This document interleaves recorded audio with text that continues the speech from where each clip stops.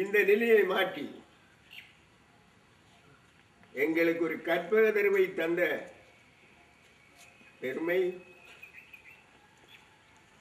முன்னாள் அரச முன்னாள் பாராளுமன்ற பிரதிநிதி சுந்தரலிங்கம் அவர்கள் சார். இந்த வித்யானந்தா கல்லூரி இந்த பிரதேசத்தில் ஒரு கற்பகதரி என்று சொன்னால் மிக இல்லை. இன்று இலங்கையில, ஏன் இலங்கைக்கு வெளியிலேயும் பலதரப்பட்ட அரசு ஊழியர்கள், பலதரப்பட்ட பதவி வகிக்கும் பெரியார்கள் வாழ்கின்றார்கள் என்றால் இந்த பிரதேசத்திலிருந்து அந்த பெருமை இந்த வித்யானந்தாவுக்குரியது. இந்த வித்யானந்தா காலேஜுக்கும் எனக்கும் மிக நீண்ட காலம் தொடர்பு, சுமார் 30 ஆண்டுகள். 10 ஆண்டுகள் பெற்றார் ஆசிரியர் சங்க செயலாளராக தொடர்ச்சியாக இருந்திருக்கிறேன். இந்த பள்ளிக்கூடத்தின் முன்னேற்றம் கருதி சதா பிரார்த்திக் கொண்டிருக்கிறேன். ஆனால் இன்று இந்த பள்ளிக்கூடத்தை போய் பார்க்க முடியவில்லை. பிரதானமான கட்டிடங்கள் அனைத்தும் சிதைந்து சீரழிந்து போய்விட்டது. இந்த பிள்ளைகள் எதிர்காலத்திலே அவர்களுடைய நிலைமை என்னவாகும் என்று யோசிக்க தோன்றுகிறது. இந்த பள்ளிக்கூடத்தின் முதலாக வந்த அதிபர் ஞானப்பிரகாசம் ஐயா அவர்கள் இந்த பள்ளிக்கூடத்திலே உள்ள வாழ்க்கை காரணமாக நான் மரணித்தால் என்னுடைய விரேதம் இந்த மண்ணிலேயே புதைவுள்ள வேண்டும் என்று சொல்லி அன்பர்களை கேட்டுக்கொண்டார்கள். அதன்படி இந்த மண்ணிலே தான் அவர் புதைக்கப்பட்டார். ஆனால் எதிர்கால இளைஞர்கள் சமுதாயம் அறியாது என்ற காரணத்துக்காக அவருக்கு ஒரு நினைவு கல்லறை கட்டப்பட்டது. சுமார் 2 லட்சம் ரூபாய் செலவில் மிக அழகான சிலை, அவருடைய அரை உருவ தோற்றம் அழகாக சித்தரிக்கப்பட்டு வைக்கப்பட்டது. ஆனால் இந்த வன்செயல் காரணமாக இந்த பிரதேசத்திலே எமக்கு செய்யக்கூடிய அட்டி ஊழியங்கள் அம்மளவும் செய்த ஒரு கூட்டம் எங்களுடைய பள்ளிக்கூடத்தில் அந்த நினைவு தூவியையும் அந்த சிலையை தகர்த்து விட்டது. இந்த சூழலில் எங்களுக்கு கைதருவார் யார் என்று மக்களும் மாணவர்களும் என் போன்ற பாடசாலை ஈடுபாடு விரும்பிய பெரியார்களும் கவலைப்பட்டு தோன்றிருக்கிற இந்த நேரத்தில் எமக்கு ஒன்று தோன்று, எமது சிந்தனையில் உள்ள ஒரே ஒரு கோரிக்கை, ஒரே ஒரு வேண்டுகோள், பணிவான வேண்டுகோள், இந்த பாடசாலை, இந்த கல்லூரியை பழைய நிலையிலே கொண்டு வர வேண்டுமானால் முதல் இறைவன் துணை, 2வது வெளிநாட்டிலே வாழ்கின்ற இந்த நாட்டிலே பற்றி பாசமுள்ள, எங்களுடைய மொழியிலே பற்றி பாசமுள்ள அன்பர்கள் இந்த பணியை கண்டிப்பாக செய்வார்கள் என்ற நம்பிக்கை எனக்கு மட்டுமல்ல, இந்த பிரதேசத்திலே வாழ்கின்ற நொந்து போன ஏழ்மை நிலையுற்ற சிந்தனையாளர்கள் எண்ணத்திலும் இதுதான் இருக்கிறது.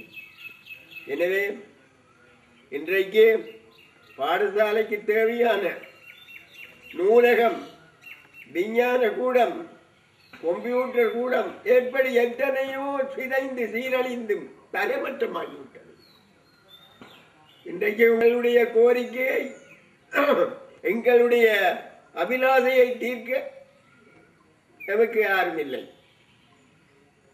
இந்த நிலையிலே மீண்டும் அன்பாக, பணிவாக, தயவாக இறந்து கேட்பது போல் உங்களை கேட்கின்றோம். இந்த எதிர்கால சந்ததிக்கு வாழ்வழியுங்கள். இந்த எதிர்கால சந்ததி தலைமிருந்து வாழ வழி செய்யுங்கள். இந்த எதிர்கால சந்ததியை ஒரு கல்வி பெருந்தகைகளாக வாழ வழி செய்யுங்கள் என்றால் அதற்கு உங்களுடைய பங்களிப்பு நிச்சயமாக தேவை. என்னுடைய வயது முதிர்ச்சி காரணமாக என்னுடைய 81வது வயதில் இந்த அன்பான வேண்டுகோளை உங்களுக்கு விடுகிறேன். நிச்சயமாக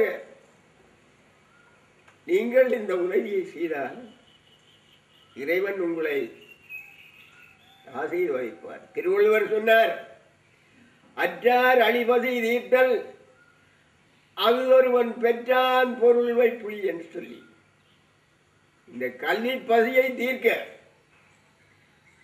நீங்கள் பங்களிப்பு செய்தால் உங்களுக்கு சொர்க்கலோகத்திலே ஒரு வங்கி திறக்கப்பட்டிருக்கும்.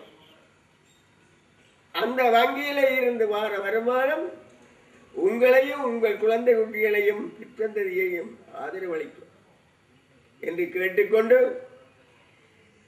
உங்களிலிருந்து விடைபெறுகிறேன். நன்றி, வணக்கம்.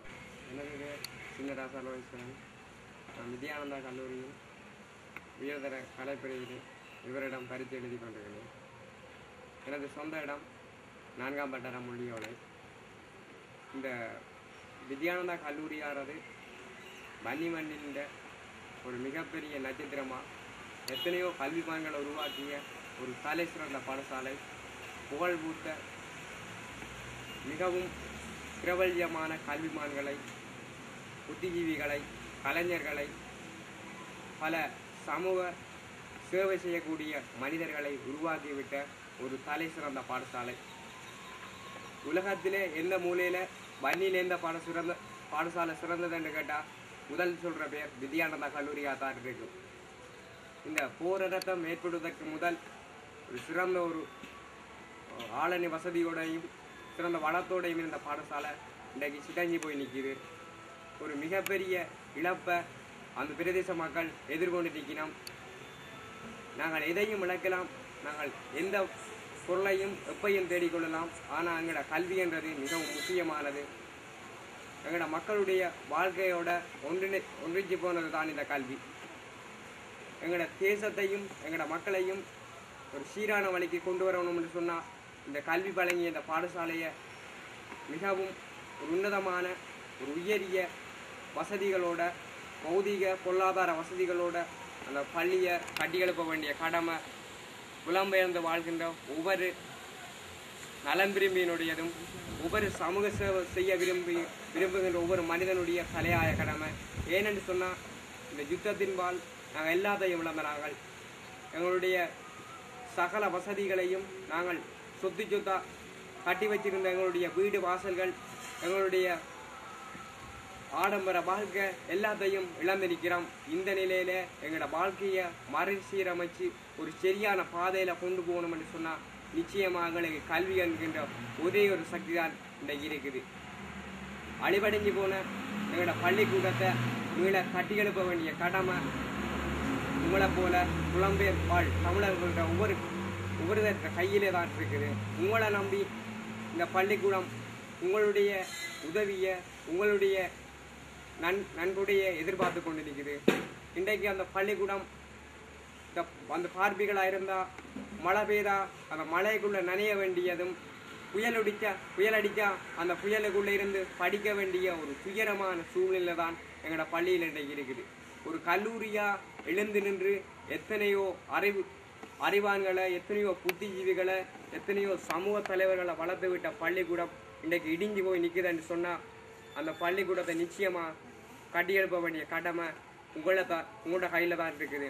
ஏன்னு சொன்னால் ஒரு நல்ல ஒரு சமூகத்தை, நல்ல ஒரு மக்களை உருவாக்குற அந்த பள்ளிக்கூடம் அழியக்கூடாது. அந்த பள்ளிக்கூடம் நிச்சயமாக திருப்பியும் புதிய உத்வேகத்தோட புதிய தலைமுறையை, புதிய சந்ததியை கட்டியெழுப்ப வேண்டிய பள்ளிக்கூடம். இன்றைக்கு இந்த பள்ளியில் நாங்கள் படிச்சுட்டு போகலாம். எங்களை போல எத்தனையோ எதிர்கால மனிதர்கள், எதிர்கால தலைவர்கள், இந்த தேசத்தை கட்டியெழுப்ப வேண்டிய எதிர்கால சிற்பிகள் அந்த பாடசாலையில் தான் படிக்க போயினோம். அந்த பள்ளிக்கூடம் தான் அவர்களை வளர்த்து விட போகுது. எனவே அந்த பாடசாலை அழிஞ்சு போகிறத எவருமே எந்த ஒரு மனிதநேயம் கொண்ட எந்த ஒரு மனிதனுமே அந்த பள்ளிக்கூடம் அழிஞ்சு போகிறத என்றைக்குமே விரும்ப மாட்டான்.